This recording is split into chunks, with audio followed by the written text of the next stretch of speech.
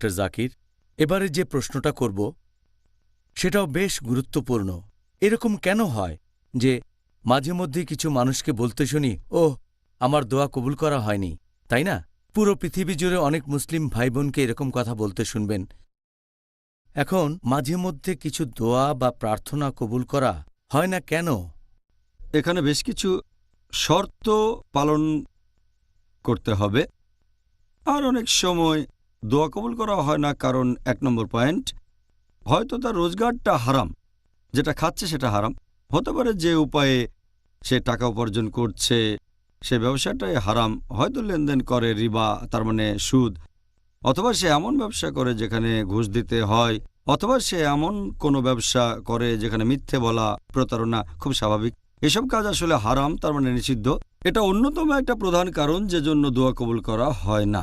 ২ নম্বর, হয়তো সে অন্য কাউকে অত্যাচার করছে, অন্য কারো উপরে হয়তো জুলুম করছে। ৩ নম্বর, হয়তো সে ভালো কাজের নির্দেশ দেয় না আর খারাপ কাজে নিষেধ করে না, যেটা করা ইসলাম ধর্মে ফরজ। এছাড়াও কারো দোয়া কবুল হতে গেলে আরও কিছু শর্ত পূরণ করতে হবে। এই কারণে বেশিরভাগ দোয়া কবুল হয় না। একটা হচ্ছে যে আমরা এরকম বলবো না যে হে আল্লাহ তুমি চাইলে আমাকে ক্ষমা করো, হে আল্লাহ তুমি চাইলে আমাকে রহমত করো, অথবা হে আল্লাহ যদি চাও আমাকে লালন পালন করো। কারণ আমাদের নবী মুহাম্মদ সাল্লাল্লাহু আলাইহি ওয়াসাল্লাম বলেছেন, এটা আছে সহিহ বুখারীতে, খণ্ড নম্বর ৯, বুক অব তাওহীদ, হাদিস নাম্বার ৭, ৪৭৭। আমাদের নবী বলেছেন, তোমরা দোয়ার সময় এভাবে বলো না যে হে আল্লাহ তুমি আমাকে চাইলে ক্ষমা করো, হে আল্লাহ তুমি চাইলে আমাকে দয়া করো, হে আল্লাহ তুমি চাইলে আমাকে উদারতা দেখিও। কারণ আল্লাহ সুবহানাহু ওয়া তাআলা যা চান তাই করেন, তাকে আদেশ করতে পারবেন না। এভাবে দোয়া করাটা পুরোপুরি ভুল। এই ভুলটা অনেক মানুষই করে থাকে, সে কারণে তাদের দোয়া কবুল হয় না। এছাড়াও অনেক সময় মানুষজন তারা কি করে, আল্লাহ তাআলাকে অনেক নাম দেয় যেটা আল্লাহ পবিত্র কোরআনে বলেননি অথবা নবীও কোনো হাদিসে বলেননি। তাই আল্লাহ সুবহানাহু ওয়া তাআলাকে এমন কোনো নামে ডাকা যেটা আল্লাহ অথবা রাসূল বলেননি, এভাবে দোয়া করা সম্পূর্ণ ভুল। এরপরে অনেক লোক যখন দোয়া করে তারা অনেকের জন্যই তখন দোয়া করতে থাকে।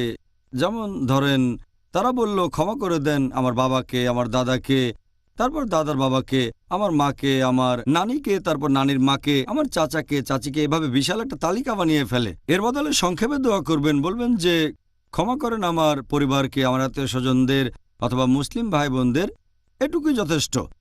এছাড়া মানুষজন আরও কিছু একটা ভুল করে যে তারা দোয়া করে শব্দ করে, উচ্চস্বরে প্রার্থনা করে। আল্লাহ বলেছেন পবিত্র কোরআনে সূরা আরাফ অধ্যায় নম্বর ৭, আয়াত নম্বর ৫৫ যে তোমাদের প্রতিপালককে ডাকো বিনীতভাবে এবং গোপনে।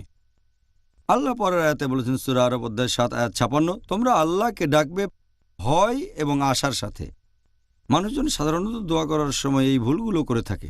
আর এছাড়াও অনেক সময় আমরা যখন আল্লাহ তাআলার কাছে কিছু চাই, হয়তো সব মেনে চললাম, কিন্তু তারপরও আল্লাহ দোয়া কবুল করলেন না। আল্লাহ পবিত্র কোরআনে বলেছেন সূরা বাকারা অধ্যায় নম্বর ২, আয়াত নম্বর ২১৬, যেটা অপছন্দ করো সেটা হয়তো তোমাদের জন্য ভালো, আর যেটা পছন্দ করো সেটা হয়তো তোমাদের জন্য ভালো না। আল্লাহ জানেন, তোমরা জানো না। এখন একজন মুসলিম হয়তো আল্লাহ তাআলার কাছে দোয়া করতে পারে, হে আল্লাহ আপনি আমাকে দেন একটা মোটরসাইকেল বা BMW, 1000 সিসির BMW গাড়ি দেন। আর আল্লাহ দোয়া কবুল করলেন না, কারণ আল্লাহ জানেন যদি তাকে BMW দেওয়া হয় হয়তো জোরে চালাবে, তারপর তার অ্যাক্সিডেন্ট করে পা ভেঙে ফেলবে। এখানে আল্লাহ তাআলা আসলে দোয়া কবুল না করে তার ডাকে সাড়া দিয়েছেন। আল্লাহ সুবহানাহু ওয়া তাআলা তিনি তো সবকিছুই জানেন, ভবিষ্যতে জানেন। যেটা পছন্দ করেন সেটা হয়তো আপনার জন্য ভালো না, আল্লাহ জানেন কিন্তু আপনি জানেন না। জাযাকাল্লাহ খায়ের। তাহলে